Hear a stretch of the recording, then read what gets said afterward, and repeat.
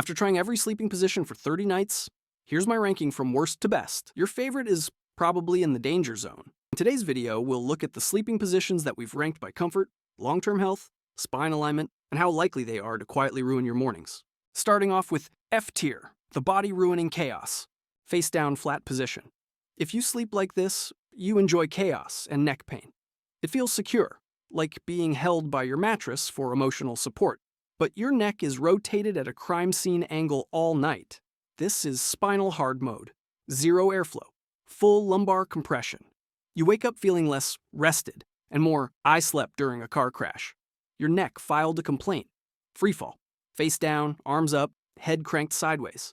People love this because it feels loose and carefree until your shoulders lock up like you slept holding 2 bowling balls. Your lower back is arched, your neck is twisted, and your spine is doing parkour for 8 hours. Popular position. Brutal consequences. This is how you unlock the secret level of lower back pain. Starfish. Face down. This is just free fall with overconfidence. Same stomach pressure, same neck rotation, now with bonus shoulder strain, because your arms are auditioning for a flying pose. You wake up sore in places you didn't know had opinions. Great for commitment to the bit. Terrible for literally everything else. Skydiver, arms bent, face down, parachute vibes. It looks ergonomic. It is not. Your neck, shoulders, and lower back are all under different management. This position spreads the damage evenly, like a bad group project where everyone suffers. Your body wakes up confused and mildly offended. Stomach sleeper with one knee bent. People graduate to this thinking, ah yes, balance. In reality, you've added pelvic rotation to an already cursed setup. Slightly better than flat stomach sleeping, but that's like saying a small fire is better than a large one. Your hips remember this. They keep receipts. Next up is D tier. Fine, but flawed. These positions are comfortable enough to trick you into thinking nothing's wrong. Side to stomach sprawl. You start the night responsibly on your side, then slowly betray yourself. This position feels comfy because it's transitional, but your spine spends the night rotating like it's looking for a better deal. You wake up fine, then stiff, then confused about why your lower back feels negotiated against. Back to side twist. Upper body on your back, legs thrown sideways like you gave up halfway through a turn. It feels casual, but your spine is twisted just enough to keep things interesting, in the worst way. You'll swear you slept normally, yet somehow wake up with one hip mad, and the other suspiciously silent. Rotisserie sleeper.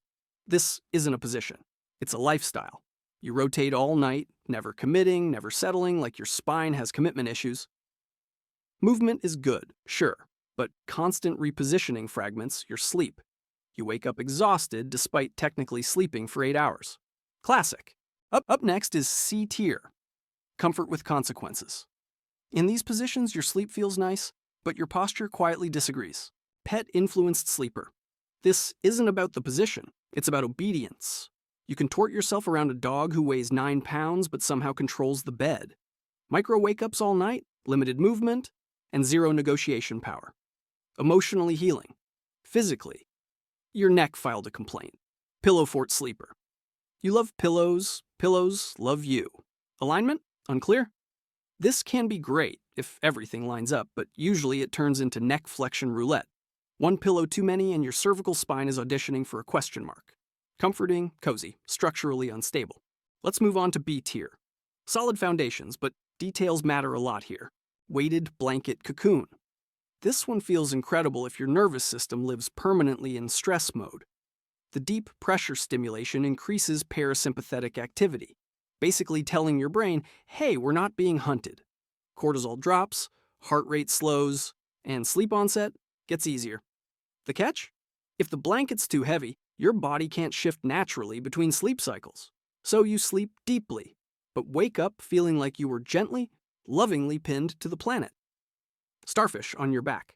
From a spinal alignment perspective, this is clean. Neutral neck, evenly distributed weight, low disc compression. The issue creeps in upstairs. Arms raised too high can place your shoulders into prolonged external rotation, slowly irritating joints and nerves. Great for your spine. Less great when you wake up wondering why your shoulders feel like they ran a side quest overnight. Bent arms, back sleeper. Legs straight, arms bent like you fell asleep mid-thought. Your spine stays happy here, but keeping your arms flexed or elevated for hours can compress nerves and restrict blood flow. Nothing dramatic until you wake up and feel like one arm is completely gone. Not injured, just missing. It comes back after a minute, but for that moment, you're mentally drafting a one-armed life plan. Hands on chest. This one looks serene, like a medieval painting of someone sleeping peacefully. Alignment-wise, it's mostly neutral, but sustained pressure on the chest can restrict shoulder movement and slightly reduce overnight circulation for some people. It can also reinforce shallow breathing patterns, which is calming emotionally, but not always ideal mechanically. Great for anxiety, slightly awkward for biomechanics. Vibes, tranquil. Results, mixed. Back, sleeping with knees bent. Flat on your back, knees raised like you're mid-crunch, but gave up. This position reduces lumbar lordosis by flattening the lower spine against the mattress, which can temporarily ease lower back tension and take pressure off spinal discs. The downside? Holding your hips and core in a semi-engaged position for hours can create stiffness and reduce circulation through the legs.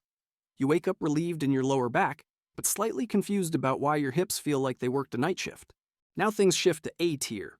Good for your back and overall health. Back sleeper. This is the default. I read one article about posture position, and honestly, fair. With the right pillow height, your cervical spine stays neutral, discs decompress evenly, and muscles actually relax overnight. But if your pillow's too high or too flat, your neck hyperflexes or extends for hours. Get it right, and it's effortless. Get it wrong, and your neck drafts an HR complaint. Soldier position. Flat on your back, arms straight, zero movement. Discipline to a fault. Biomechanically, this is extremely spine neutral and reduces asymmetric loading. The downside is reduced micro-movement, which some bodies interpret as rigidity instead of rest.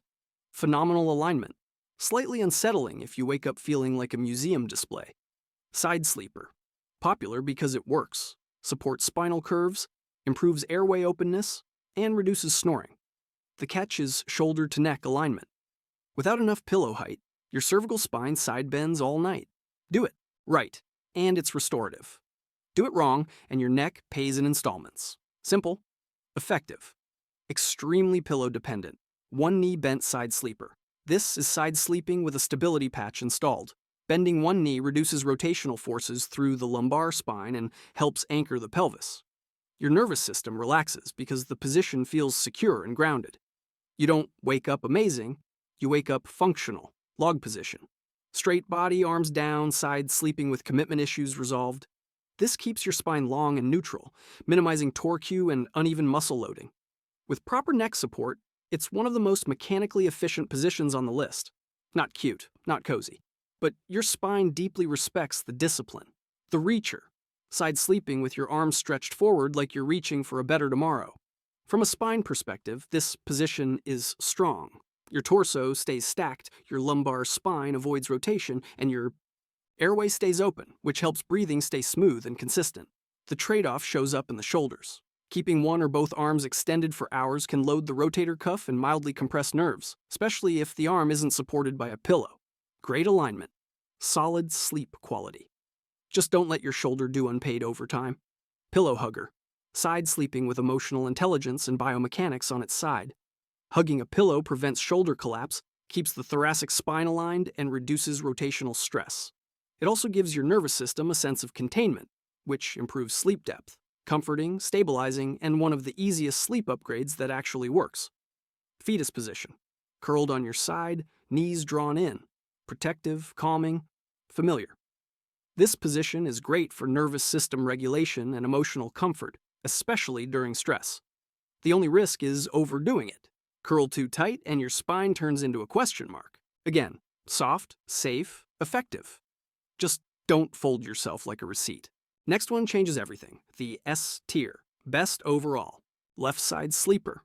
Same benefits as side sleeping, plus real physiological bonuses. This position supports digestion, reduces reflux, and improves circulation. It's not glamorous, but you wake up feeling lighter, less bloated, less stiff, more human. Quietly elite. Your organs appreciate the respect. And now, the best overall sleeping position.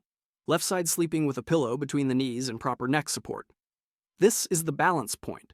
Spine alignment, breathing, digestion, and nervous system calm all working together.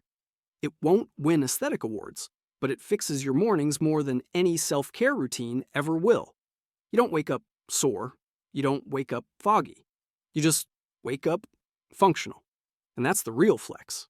And if you're wondering why your brain keeps choosing comfort over consequences, there's another video on the channel that explains exactly that.